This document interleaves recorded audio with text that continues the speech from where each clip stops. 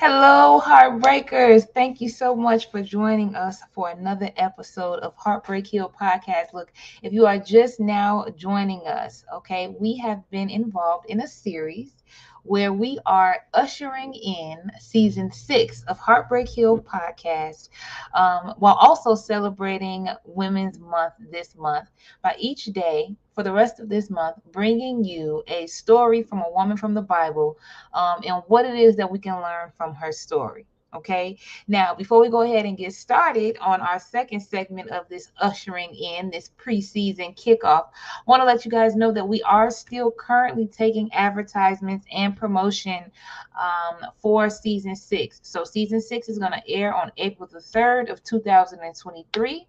We are now, instead of being once a week, going to be Monday through Friday. Okay.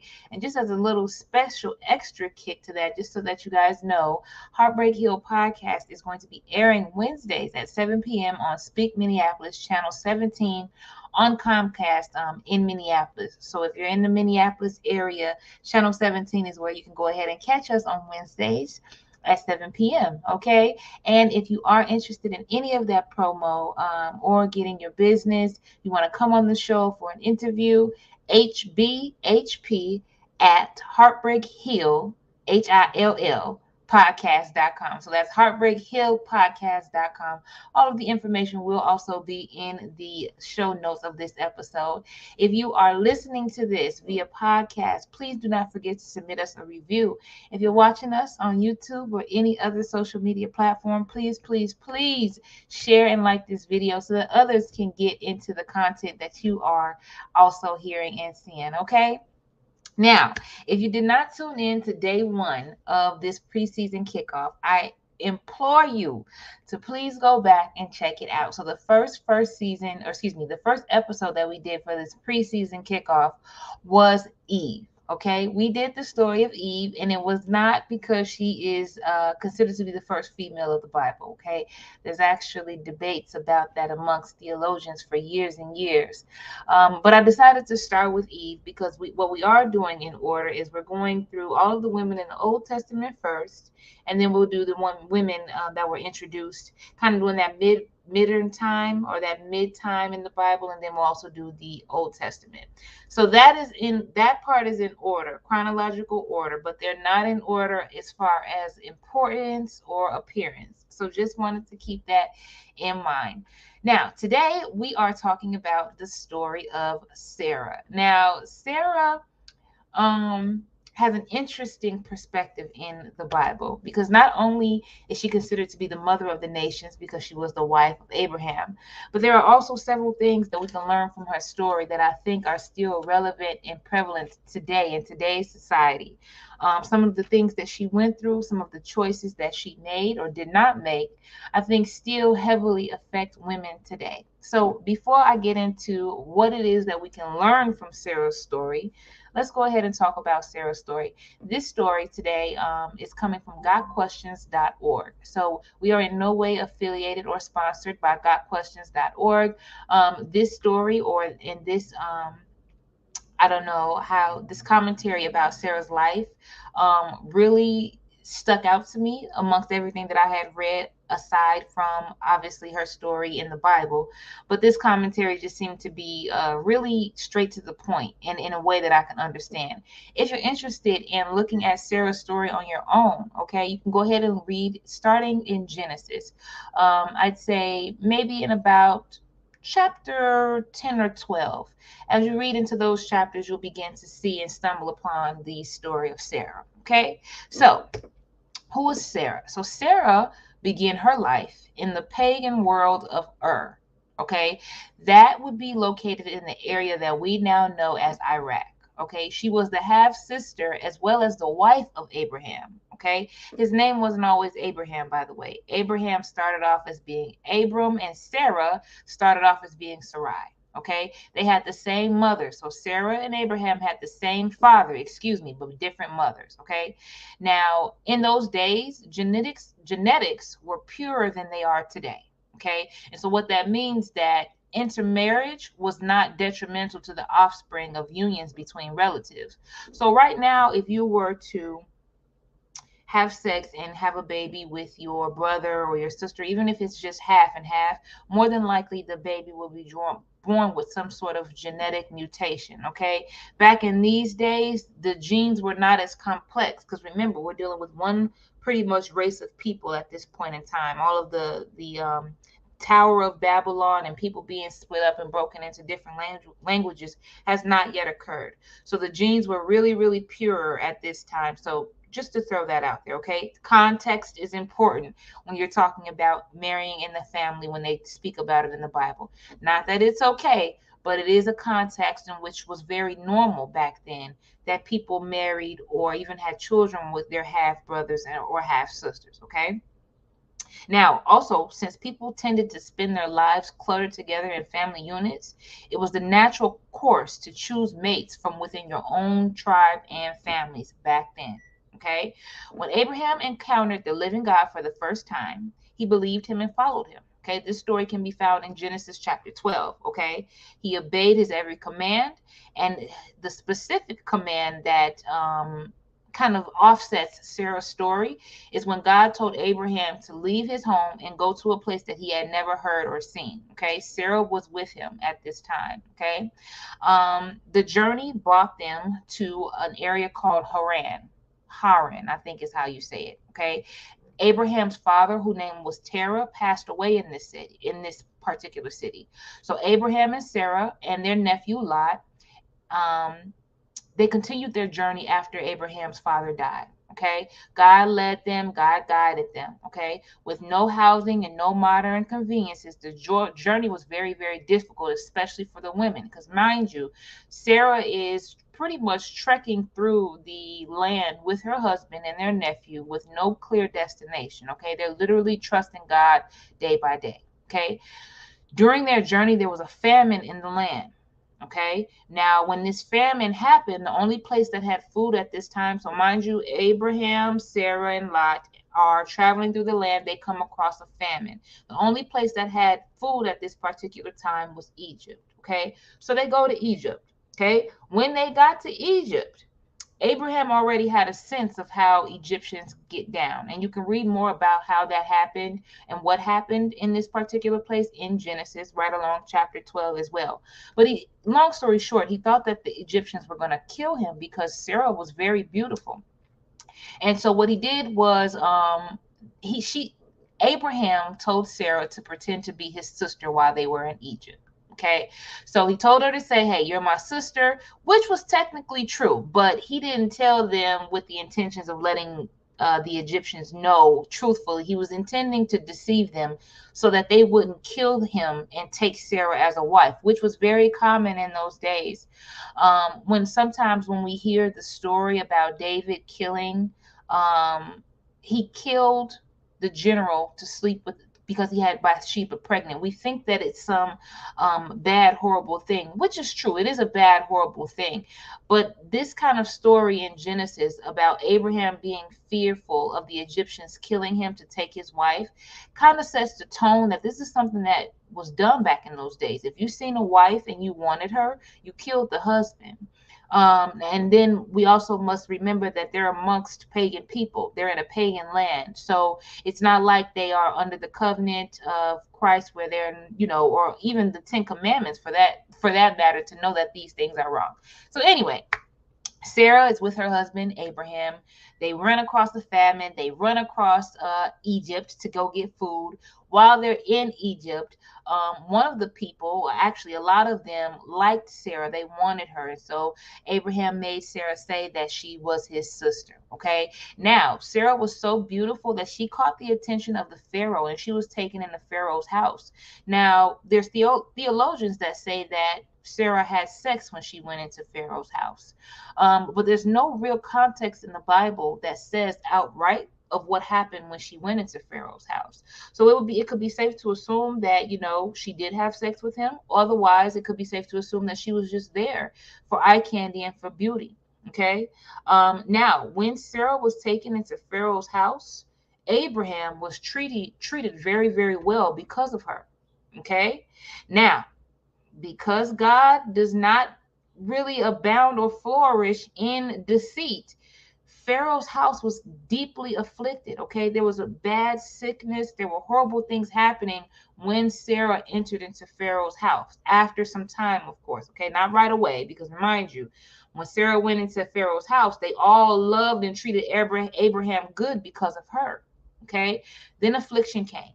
Okay, then the couple's lives came to pass. And you can read all about this in Genesis. Okay, Pharaoh returns Sarah to Abraham, and then he sends them away. Instead of killing them, he just tells them to get out of the land. Okay, so Sarah and Abraham came back to the land that we now know as Israel. Okay, they had acquired many possessions and a great deal of wealth in their travels. So Lot and Abraham split up.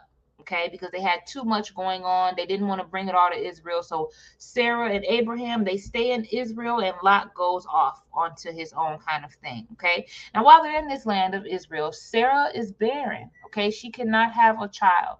And this was a issue of personal distress as well as cultural shame.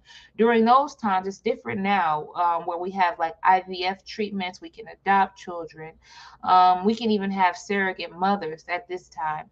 Back then, your ability to not bear children or your inability to bear children was seen as a curse, that you were cursed from God, and that you were pretty much less of a woman. Okay, and on top of that, Abraham is worried that he is not going to have an heir.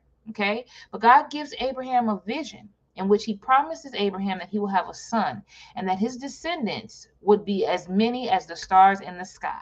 Okay, God also promises Abraham that the land of Canaan, which is a very, very prosperous land in this time, is going to belong to his offspring. So God tells Abraham, not only are you going to have many children, but your offspring are going to occupy the land of Canaan.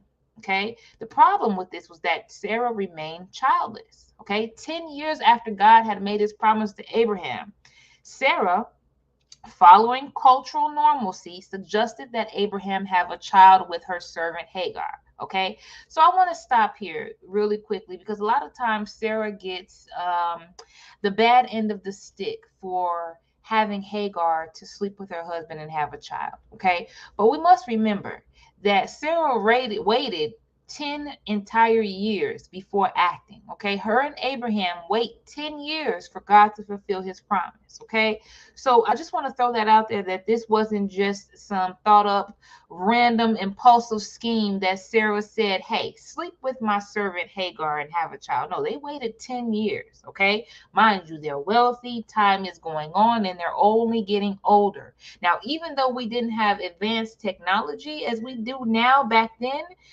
there still is the process of aging. There still is a known biological clock that is ticking inside of Sarah during this 10 years. So I just wanted to say that. Okay, so she gives him her maid or her servant. Okay, Hagar. Okay, the child is born, and you know, Hagar conceives a son, and they call that son Ishmael. Okay, but when Hagar gets pregnant, she begins to treat Sarah differently, and then Sarah begins to treat her harshly. Okay, we'll get into Hagar's story tomorrow, but that's pretty much how that relationship went. Okay, 13 years after Ishmael was born, God reaffirmed his covenant with Abraham.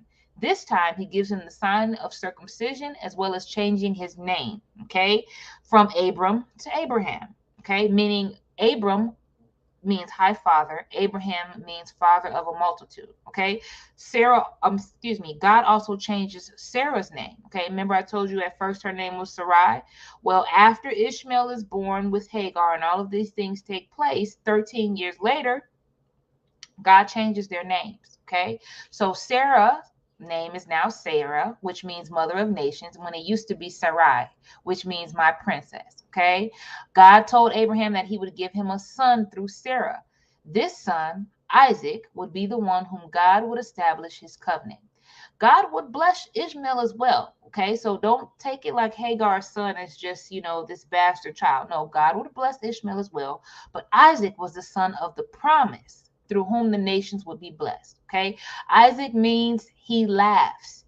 Abraham laughed that at 100 years old, he could have a son with Sarah, who was 90 years old and who had been barren her entire life. her entire life. Okay, so both of them are laughing at this. Okay, shortly after God promises Abraham and Sarah a son, he destroys Sodom and Gomorrah, but he rescues Abraham's nephew Lot. Okay, Abraham and Sarah, they go on another journey toward a city called Negeb, I believe is how you pronounce it. Abraham again asks Sarah to lie about her identity, but this time it's for a king. Okay, the king of Gerar took Sarah to be his wife, but God protected Sarah, through whom Isaac will be born. This king had no relations with her. Okay, so they travel again. Abraham tells Sarah to lie again. This time he has it's a king instead of a pharaoh, which technically mean the same thing in these times, but very different still. The king takes Sarah to be his wife on this second journey, but they don't do anything. Okay. The king is not only sacrificed to God in repentance, but he gave gifts to Abraham and Sarah and allowed them to stay in the land where they are. Okay.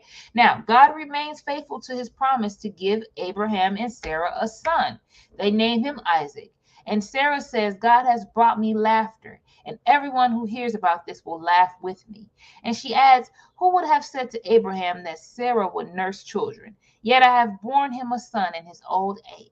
Okay, though she may have previously laughed in disbelief and secrecy, now Sarah has laughed with joy and wanted her situation to be known. Okay, God has been faithful to his promise, and he has blessed her. Okay, so she went from laughing at God's promise to laughing with God's promise. Okay, at this particular time, Hagar is still in the land. Okay, so I want you guys to know that even though Ishmael, who was the son that Abraham had with Hagar, even though they're still in the same kind of area with each other, okay, Ishmael is now 13 years old, while Isaac and Sarah's son, Isaac, is a pretty much small child. Okay. Now, one day the children are playing around, and Sarah overhears Hagar's son mocking Isaac. So they're playing around like boys do, but somehow, some way, Sarah takes it personal, and she tells Abraham to get rid of Hagar and Ishmael. And Abraham listens. Okay. Now, Sarah was a beautiful and simple woman. Okay. Now, she stayed there with Abraham, and she pretty much lived her entire life out. Okay. She lived another 30 years. Okay. She gave birth to the promised child, lived another 30 years, and she died at the age of 127. Okay. At 127 years old, she finally dies in the land where they had stayed. Okay. And so pretty much Sarah's entire life was spent following Abraham, and then in turn of that, following God as well. So now that I've kind of read you a commentary about her life and kind of what it is that Sarah did in the Bible, what it is that she represents kind of in terms of how she remained by Abraham's side, what can we learn from Sarah?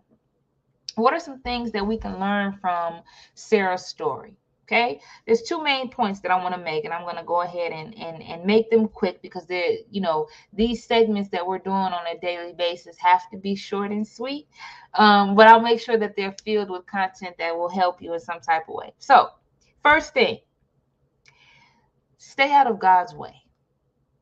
Okay, God does not need your help to fulfill a promise that he has given you. Okay. Now, he needs your faith in order for him to fulfill a promise for you, but he does not need your help. What is the difference between faith and help? When Sarah decided to go and have her husband lay with her servant, which was not uncommon, by the way, for wives to do that, when she went and got Hagar for Abraham to sleep with, she thought that she was helping God. Okay. Even though God was very clear, he was way more clear speaking to Abraham, and Abraham spoke to her than, let's say, right now. But he was very, very clear in terms of what the promise was, which was that Sarah would have the child, period.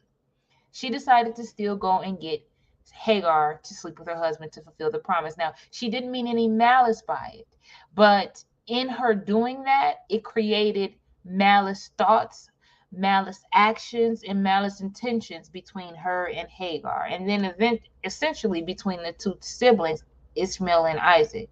So God does not need your help, but He does need your faith. And what's the difference? When God gives you a promise about something, the faith piece is action. Okay. So if God tells you, for example, I have a dream for you to speak to people around the world. Okay. Faith would be you perfecting your craft of speaking, going to speaking engagements, investing money and time into becoming the best speaker that you know how to be. If God promises that He's going to give you a child, it doesn't mean that you go out and you grab a surrogate, or you go out and you grab another woman to sleep with your husband. And I'm not against, surrogacy or anything like that. I'm just telling you that when God gives you a promise, okay, when He is promising you something, He will give you everything that you need to fulfill that promise. Now, the way that Sarah looked at this thing was, okay, Hagar was everything that I need, because clearly God is not talking about me. But then we have to go back to what was the promise. Did God say that He was going to provide her with a son to look after, or did He say that He was going to bear her a son? He was very clear and said that He would bear her a son. Okay, so anything it is that you want in this life, what we can learn from Sarah's life is that God does not need your help. You want to get married. Faith would look like dating God's way. Okay, dating God's way in terms of not having sex outside of marriage, or only dating people that align with your goals and visions that God has placed in your heart. What would be helping God out is being a side chick to a man who's already in a relationship or already married.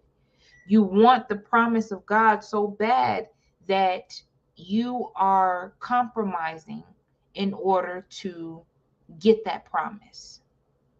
That's where it becomes help instead of faith. Okay. God doesn't need your help. That's the first thing that I want us to learn from Sarah. The second thing that I want you to know about Sarah's story is that the woman, hear me good with this one, the woman is the favor factor. Now, there are some men who argue with me about this. They do it all in my comments and different things like that on social media when I'm speaking about the woman, the wife being the favor factor. But I didn't say it. God did. Okay. God is very clear that the woman is the favor factor. And in every journey that Abraham took, and Sarah was along with him, he gained favor because of her. Now, Sarah was extraordinarily beautiful. If you look at the people of that time, like Egyptians and people that were in Iran and Iraq, well, now it's modern day Iran and Iraq, but they were called different things like Canaan and things like that back then. But the land of Ur, where she is from, that was a known land of very beautiful women. So it wasn't only that she was a mild-mannered woman of class. She was also extremely physically beautiful. Okay. And even some of us who may not be culture standard of beauty, if you are a woman who fears the Lord, you are the favor factor. And by fear, I mean you have a respect and reverence for His word. So the woman will always be the favor factor. When men come to me and they say that women are not the favor factor, or that women are not special, you'll hear you'll hear men in our society nowadays say that women think that they're special, or women think that they should be treated specially, or they think no. Women are special. So special, in fact, that God chose people that were born as a woman to have children. Because even if you're barren, even if you have never produced children, or the doctors told you that you can't have children, you still are born with a womb. WOMB. Because you are born with a womb, that is literally a portal. Nowadays, if you can't have children, they can put semen in that portal to make you have children. That is right there alone makes you super fit. That makes you supernatural. That makes you a supernatural human being. Not to mention that we bleed, which is a whole different topic that I'll get into at another date and time. But I just wanted to be clear that women, a good woman, and by good, that has nothing to do with looks. By good woman, I mean a woman that fears the Lord, a woman that has a reverence for God and His word. she is always going to be the favorite factor. Stop trying to be the favorite factor all the time. Some of the men out here that may be good at selling things, or you may be good at talking, and you may feel like you don't need your wife to step in on your behalf. You may feel that she needs to be separate from your business dealings. Include your wife in your business dealings. If she's not emotionally steady or she's not emotionally mature, pray for that part first. Ask God to help her with that. But your wife will always be your favorite factor. I love when I do business with men who have their wives along with them. Even in the podcast and radio industry, where it's kind of rare to see that, you see a lot of like couple shows on social media, but you don't really see like behind the scenes when I'm making deals and doing things like that, doing content promotion, any of that type of stuff. It's very rare that I get a couple, and when I do, my heart is happy because I know that that man who's doing business with me and has brought his wife along, he understands something. He understands that the wife is the favorite factor. Beyonce has this song, and I know people have their feelings about Beyonce. Whatever. I tend to not speak on people and their lives and their decisions. I can only control what I do. But she has this song called Upgrade You. And in that song, she talks a lot about the different types of things that a woman can do to upgrade a man's life. Okay. She's not talking about raising a man, okay, which is different, but just upgrading by simply being present, by simply being a woman of valor and being a woman of prestige all on her own. She talks in the song about how that alone elevates and upgrades a man's life, and that is true. The biblical context of a woman is that the woman is the wisdom all throughout the Bible if you read it. And that's why I'm going to keep my plug for the Bible in every episode, because when you read it, it's a cold piece. It is a cold piece of literature that really transforms your thinking.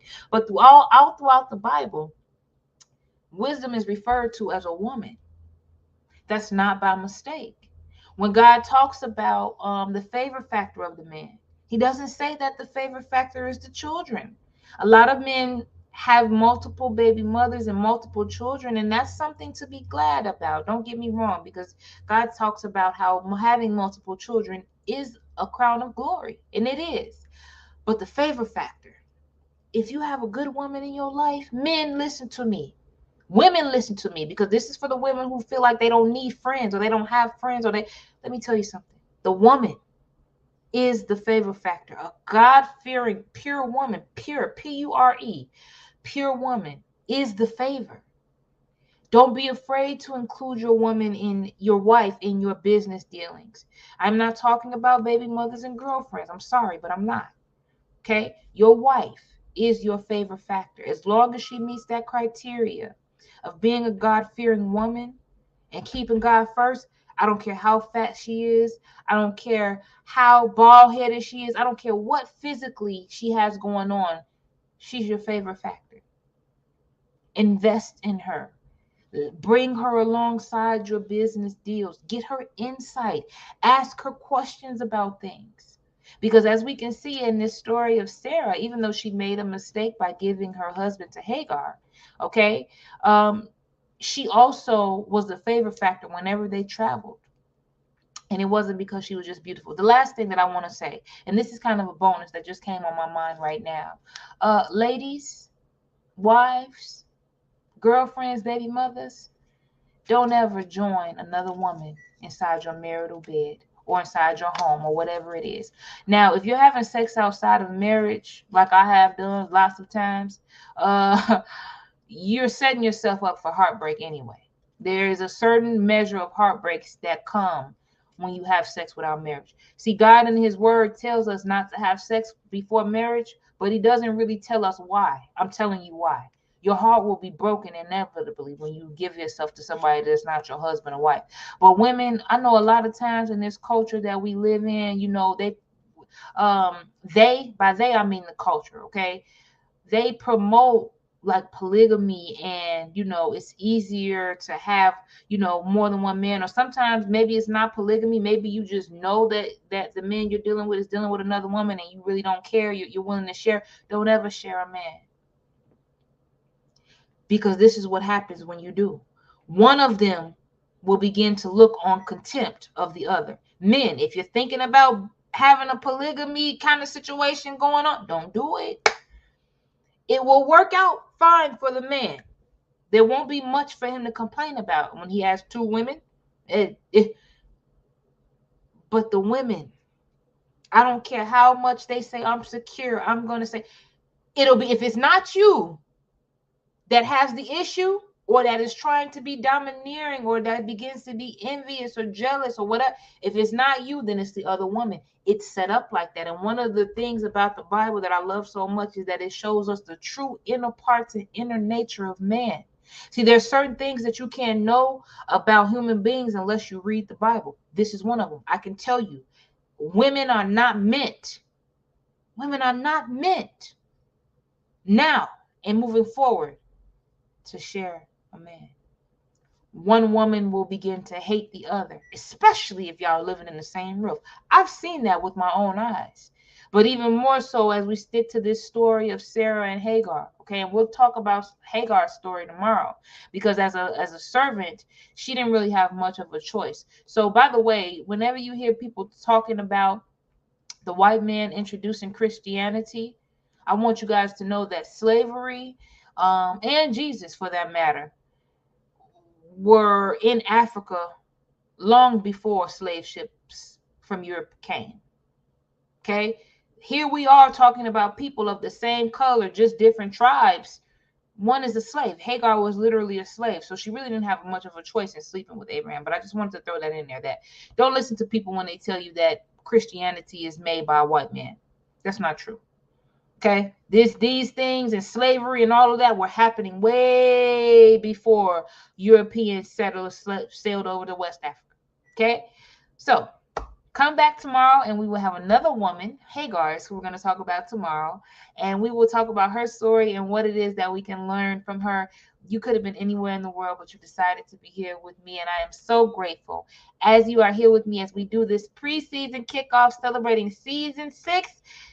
Thank you so much for coming here, and I'll see you guys next time.